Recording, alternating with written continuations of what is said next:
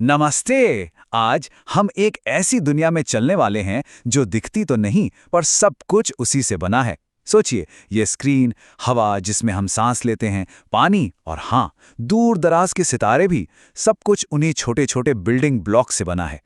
तो चलिए एक बहुत ही फंडामेंटल सवाल से शुरुआत करते हैं। सोचिए, अगर हम किसी भी चीज को, मान लीजिए एक चौक का टुकड़ा, उसको तोड़ते जाएं, तोड़ते जाएं, तोड़ते जाएं, तो आखिर में वो सबसे छोटा कण कौन सा होगा जिसे और तोड़ा ही नहीं जा सकता? क्या होगा वो? और जानते हैं, कमाल की बात यह है कि ये सवाल कोई नया नहीं है, ये हजारों साल पुराना है। 500 ईसा पूर्व में हमारे भारतीय ऋषि महर्षि कणाद ने इसे परमाणु कहा, मतलब अविभाज्य कण। और लगभग उसी समय ग्रीस के दार्शनिकों ने इसे एटोमॉस नाम दिया, जिसका मतलब भी वही था, जिसे काटा ना जा सके। सोचिए, यही सोच बाद में मॉडर्न साइंस का बेस बनी। ठीक है, तो ये आइडिया तो बहुत पुराना था, पर सिर्फ कल्पना से तो काम नहीं चलता है ना। एटम्स को साइंटिफिकली समझने के लिए हमें ये जानना था कि वो आपस में जुड़ते कैसे हैं, उनके नियम क्या हैं। और यहीं से केमिस्ट्री के दो सबसे जरूरी, मतलब फाउंडेशनल लॉज की कहानी शुरू होती है। पहला नियम, जो है law of conservation of mass, सुनने में शायद भारी लगे पर है बहुत सिंपल। ये बस इतना कहता है कि किसी भी केमिकल रिएक्शन में मास ना तो बनता है और ना ही खत्म होता है, बस रीअरेंज होता है। जैसे सोचिए, आपके पास लेगो ब्लॉक्स हैं।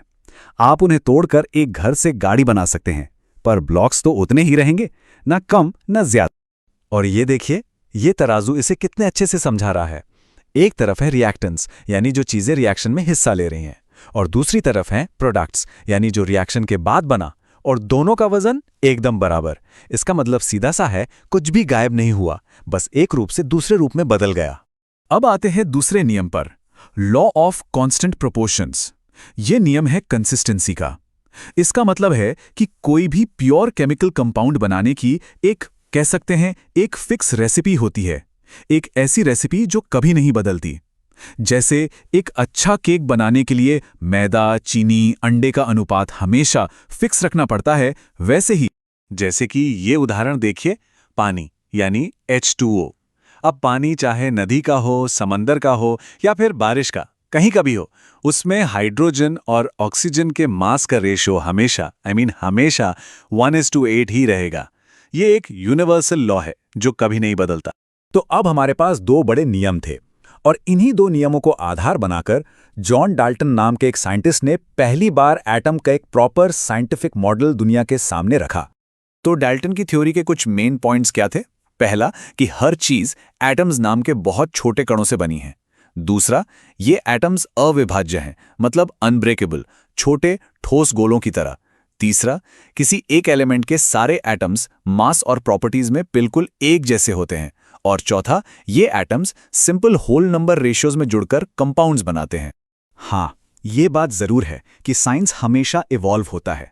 डाल्टन की थ्योरी एक जबरदस्त शुरुआत थी, पर बाद में हमें पता चला कि उनकी कुछ बातें पूरी तरह सही नहीं थीं। जैसे उन्होंने कहा था कि एटम अविभाज्य है, पर अब हम जानते हैं कि एटम को प्रोटॉन्स, न्यूट्रॉन्स और इलेक्ट्रॉन्स में तोड़ा जा सकता है। और उन्होंने कहा था कि एक एलिमेंट के सारे एटम्स एक जैसे होते हैं, पर आइसोटोप्स की खोज ने दिखाया कि उनका मास थोड़ा अलग भी हो सकता है। चलिए, अब एक और जरूरी सवाल पर आते हैं। ये जो एटम्स हैं, क्या ये अकेले रहना पसंद करते हैं या फिर टीम बनाकर रहते हैं? देखिए, एटम जो है वो किसी भी एलिमेंट की सबसे छोटी यूनिट है, लेकिन ज्यादातर एटम्स अकेले स्टेबल नहीं रह सकते। वो बेचारे अकेले में अनस्टेबल होते हैं। तो स्टेबल होने के लिए वो आपस में केमिकली बॉन्ड बनाकर एक टीम बना लेते हैं, और इसी स्टेबल टीम को हम कहते हैं मॉलिक्यूल। और एक मॉलिक्यूल की टीम में कितने एटम्स हैं, ये संख्या ही उसकी एटॉमिसिटी कहलाती है। सिंपल है, बस एटम्स की गिनती। जैसे कुछ एलिमेंट्स के एटम्स अकेले ही खुश रहते हैं, एकदम स्टेबल। हीलियम इसका बढ़िया एग्जाम्पल है, तो वो हो गया मोनोएटॉमिक। वहीं दूसरी तरफ ऑक्सीजन, जिससे हम सांस लेते हैं, वो हमेशा दो एटम्स की जोड़ी में रहती है, तो वो हो गई डायटॉमिक। इसी तरह ओजोन में 3 होते हैं, तो वो ट्राइएटॉमिक। ठीक है, एक मिनट। अगर एटम्स इतने ज्यादा छोटे हैं कि हम उन्हें देख भी नहीं सकते, तो फिर सवाल यह है कि साइंटिस्ट्स उनका वजन, उनका मास कैसे पता करते हैं? इसके लिए उन्होंने एक बहुत ही क्लेवर तरीका निकाला। डायरेक्टली वजन करने के बजाय उन्होंने एक रिलेटिव स्केल बनाया। उन्होंने कार्बन 12 एटम टू स्टैंडर्ड मान लिया, एक रेफरेंस पॉइंट, और उसके मास के ठीक 12वें हिस्से को कहा 1 एटॉमिक मास यूनिट, या शॉर्ट में U। अब बाकी सारे एटम्स का मास इसी U के कंपैरिजन में मापा जाता है। तो इस स्केल के हिसाब से हाइड्रोजन का मास लगभग 1 U आता है, कार्बन का तो 12 U है ही, और ऑक्सीजन का करीब 16 U आता है। तो ये एक रिलेटिव स्केल है, बिल्कुल वैसे ही जैसे हम रोजमर्रा की जिंदगी में किलोग्राम इस्तेमाल करते हैं। और अब आती है अच्छी खबर। अगर हमें एटम्स का मास पता है तो किसी मॉलिक्यूल का मास निकालना बच्चों का खेल है। सीरियसली, आपको बस उस मॉलिक्यूल में जितने भी एटम्स हैं उन सब के एटॉमिक मास को जोड़ देना है।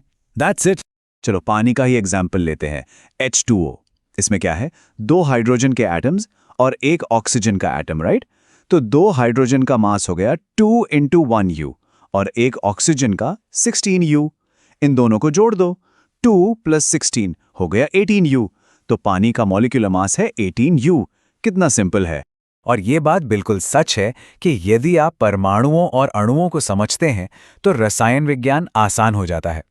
अगर ये कोर कॉन्सेप्ट्स क्लियर हो गए ना, तो पूरी केमिस्ट्री सच में एक पजल सॉल्व करने जैसे मजेदार लगने लगती है। तो आज हमने क्या क्या सीखा, एक क्विक रिकैप कर लेते हैं। हमने केमिस्ट्री के 2 सबसे बड़े नियमों को समझा, मास का कॉन्जर्वेशन और कांस्टेंट प्रोपोर्शंस। फिर हमने डाल्टन की एटॉमिक थ्योरी देखी, हमने एटम और मॉलिक्यूल के बीच का फंडामेंटल फर्क जाना, और आखिर में हमने सीखा कि उनका मास कैसे कैलकुलेट करते हैं। सच कहें तो यही इस पूरे चैप्टर की नींव है। और अब जाने से पहले एक बहुत ही गहरी बात पर सोचते हैं। Law of conservation of mass कहता है कि एटम्स कभी नष्ट नहीं होते, राइट? तो इसका मतलब है कि हमारे शरीर को बनाने वाला हर एक एटम अरबों साल से मौजूद है। वो कभी किसी दूर के तारे में बना होगा, कभी किसी चट्टान का हिस्सा रहा होगा, या शायद किसी डायनासोर का भी। जरा सोचिए, अगर ये एटम्स बोल सकते तो उनकी क्या कहानियां होती।